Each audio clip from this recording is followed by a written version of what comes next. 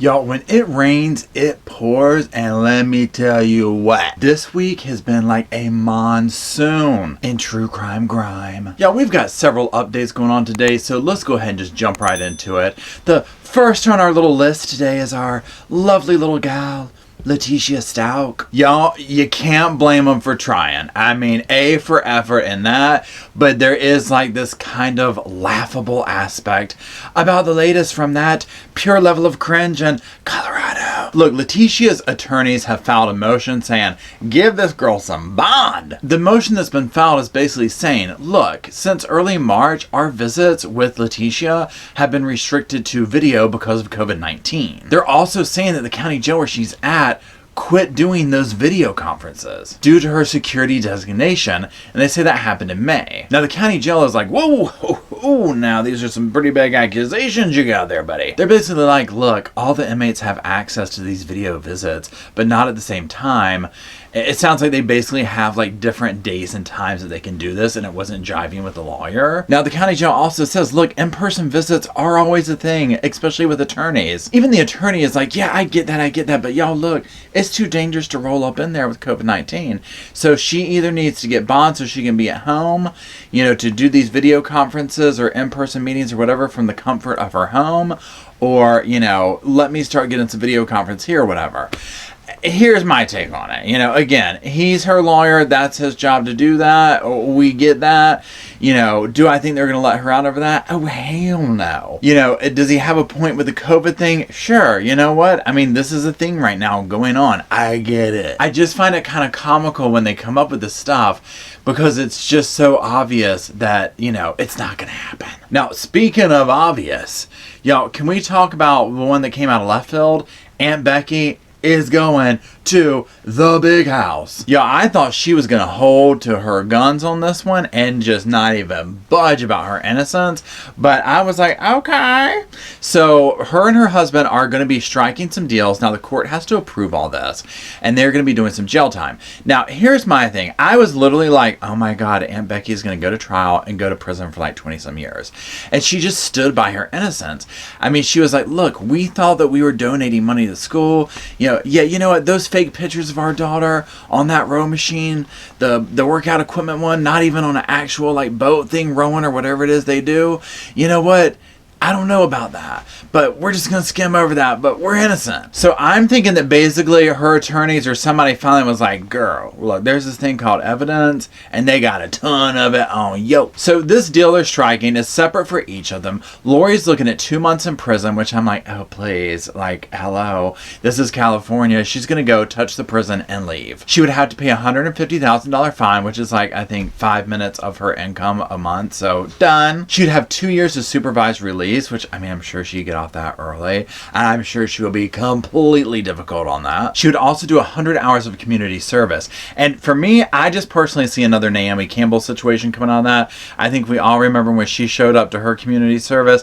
What was she wearing? Dolce & Gabbana or something just completely over the top like that? I am so curious to see what kind of community service Lori does. Now, she will have to admit to one count of conspiracy to commit mail and wire fraud. Now, her husband has not fared so well. He's looking at a very lengthy sentence of 5 months behind bars. So whereas Lori might go for like a week, he might stay for 2 weeks, especially with COVID right now. And honestly, y'all, I think that one thing going on with this is because of COVID, this is another like opportunity for them to say, okay, we'll go, because most likely they might not even have to spend a day in jail. Now they also want her husband to cough up $250,000. Again, that might be like with his clothing empire that he had, although I don't know how it's doing these days.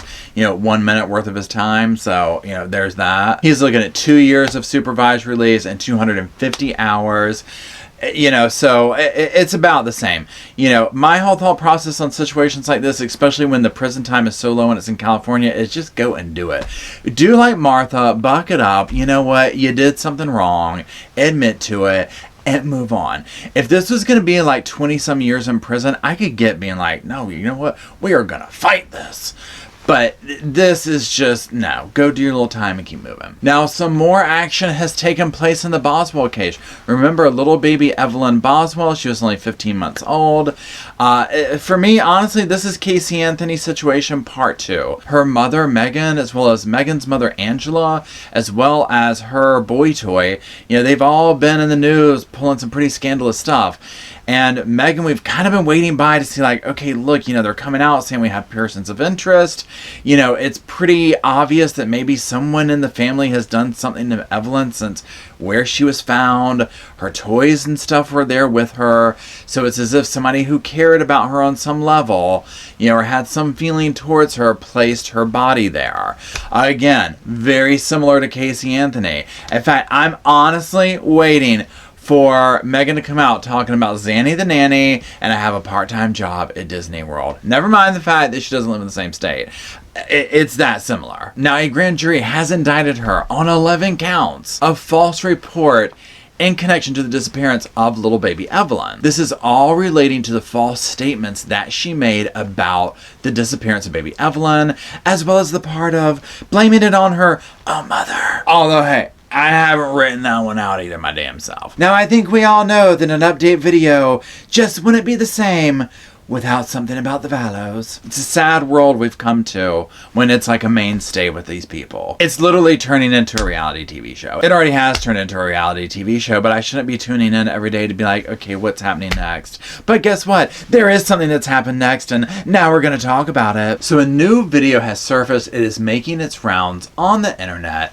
It is Charles Vallow, and this is kind of like months before all of this stuff went down, and he is telling authorities, he's telling cops in this video, in this body cam footage, all this crazy stuff about Lori. He's calling it out way before any of this happened. Now, this took place on January 31st, 2019, and this was just like a few days or so before he filed for divorce. Now, this all centers around that business trip that Charles took to Arizona. He comes back. She had taken his truck from the airport parking lot, emptied the bank account, locked him out of their house, and stopped answering calls. So, I mean, y'all, it's just the same MO. When this girl is done, she's done. Now, he told them, Lori doesn't want to have anything to do with me or the children. Again, we keep seeing that happening. Now, he tells the cops she's lost her mind. And he says, look, we're LDS, but we ain't that kind of LDS. And he tells them she thinks she's like a resurrected being or some kind of god. She threatened to end my life and do harm to me.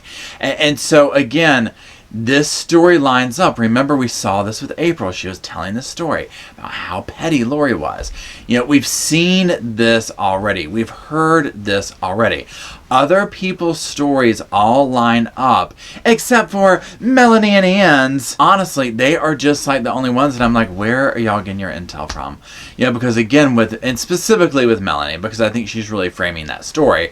With the historic narrative that she's giving us now about her life, their family, things of this nature, we can sit here and see that it's just like, okay, this whole thing about people wanting to harm our kids and do all this, I just stand by more and more that I'm like, no, these are people wanting to protect children from y'all.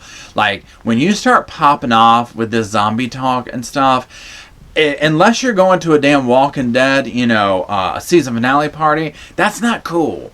Like, people aren't into that. Like, if you start coming out with some real talk about, there's the damn zombies up in here, it's not going to go over well. Y'all, speaking of things not going well, let's talk about Michelle Troconis. This is the late Fotis Doulos' gal pal, his girlfriend, his side chick, whatever you want to call her, that still claims her innocence. She has come out and given a statement.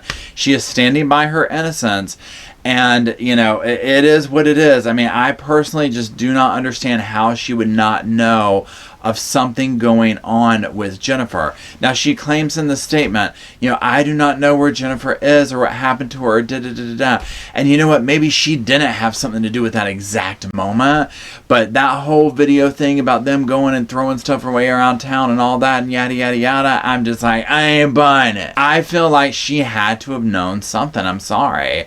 And I feel like now that Fotis isn't here, it's going to be like everyone's lining up to just throw all the blame on him and throw him under under the bus, which, let's be honest, he most likely is the one with the most guilt on his hands. Now, she does say that, look, I don't know if Fotis was capable of doing those things or not, but she's like, I do know this. What I've learned about him in the past year, I think it was a mistake to trust him.